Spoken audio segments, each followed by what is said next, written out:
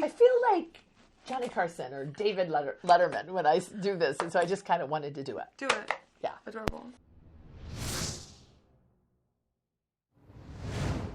Hi, I'm Reba Hervis, Artistic Director at Overshadowed Theatrical Productions. Welcome to this week's episode, From the Wings, with my beautiful co-host, Rebecca Leland. Hey, Reba. Hey, Rebecca. I am super excited to talk to you about this week's topic. I'm excited to chat about it. Oh my goodness. So those of you who follow us might have seen that we invited you all to come with us to see the opening of Karen Kingsbury's Someone Like You. I have to tell you, I had no idea what was coming. I am not a person that reads a lot of trailers or studies a play or anything before I go. I like to go into it and say, oh, or oh. That to be said, I do like to hear reviews and things like that. So in case I shouldn't go, but I don't want to hear all the deets. Yeah. Right? Yeah. So have you ever read anything that Karen Kingsbury had? No. Yeah, but you're not really a real avid reader. I'm becoming one. I'm reading The Great Gatsby right now. I love trying that. To be more, but yeah, I'm not a huge reader. I feel like Johnny Carson or David Letterman when I do this, and so I just kind of wanted to do it. Do it. Yeah. Adorable. So this article was in September 21st, 2022. Best-selling Christian fiction author Karen Kingsbury is taking book-to-film adaptations into her own hands with the launch of Karen Kingsbury Productions. Wow. Number one, I think we would agree that we are super proud of Karen for doing something like this. Yeah. What an amazing person to have written 70 books. I love her testimony. Make sure you look it up and just to see what she says about how her dad led her to become an author. And I think it's just really kind of cool what she's done with her life. I feel like the movie meant more to me because you didn't have the spoiler. Because they didn't have the spoiler. Yeah. And you think you would have loved to have the spoiler. Well, I had the spoiler because I watched the trailer. Oh, you did. And the trailer, I think, 100% spoils it.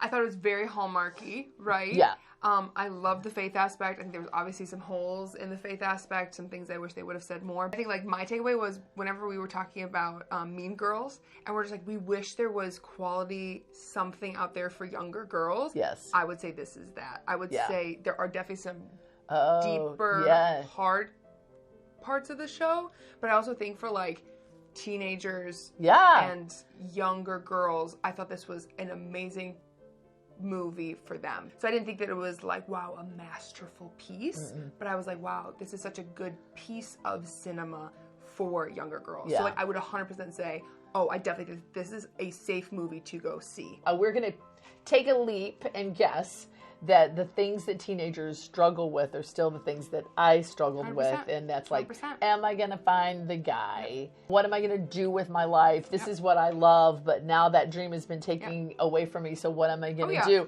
All those things. Oh, surpasses generations. And I feel like this movie kind of addresses all of that. You can't have a good story without a little bit of drama, right? Amen. But I love the family connections, even though there's a little drama. Me too. And even just like the very clear, like husband, wife.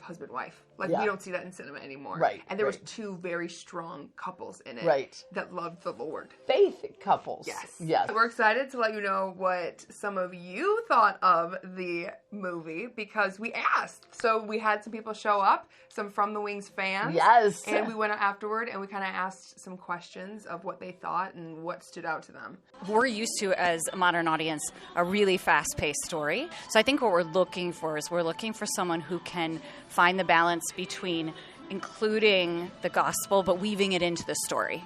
And I think they did a pretty good job of that in this movie. So most of us in this group also went to see Cabrini. So, Christy, I know we all really liked Cabrini. How did you feel like this movie compared to that one? As far as the storyline and the way it was made, I felt like this one was a little cheesier. I didn't love it as much, but the gospel was in there and the story was sweet. We're really lucky tonight that we have the other half of the technical team. Dawn, your thoughts? I liked it because I love Hallmark movies like Christy alluded to. It has a sweet story. I had no idea what was going to be happening, but I kept being distracted by the blonde-haired girl's hair. Because I was like, it's perfect hair, but it looks a little weird, like here. And then later you find out that it's probably most likely a wig. But I will say Michael did cry a couple times, and I had a couple tears too. Real men cry. I do cry at movies, so it is a heart tugger.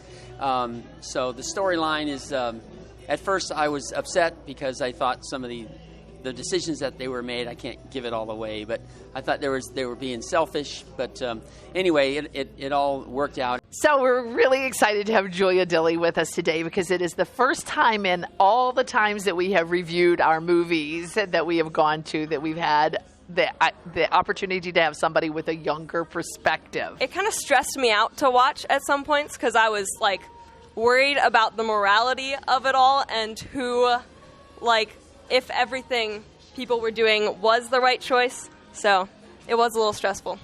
We would give cinematography a 10. Mm-hmm. Acting. Some were better than others, but I would say 7. 7, me too. Yeah. Actual story, I'm going to give it a 7 too because I think the story was interesting. It was different. A little predictable in some places. I'm not talking about the screenplay. Yeah. I'm talking about just the plot of the story. Yeah. So I think, would you give it higher or you'd probably give it lower, I feel like? I think if I was saying it for me, I would probably give it like a 6. Like I watched it, probably wouldn't watch it again, but for society and what we need in media, I would give it an 8. Thumbs up for me. 100%. Go see it. Remember, if you appreciate content like this, we could really use your help because the more likes we get and follows and shares, it makes YouTube push our algorithm out to other people so that other people who have no idea of who we are might see the content, and you will help share the word about From the Wings and Overshadowed and God by just a simple follow and share and like. Yeah. So until next time, this is just me and me talking to you from the wings. And the leading guy. It was a man who like he Yeah. Well, and then him loving the Lord. Okay. Yeah. Right. Yes. Yeah. And that's what I meant. I wasn't talking about like how he was cute hot and he loved Jesus. And you're like, he just loved the Lord. His heart was so pure. But I mean, he was cute, but I was going for the other thing.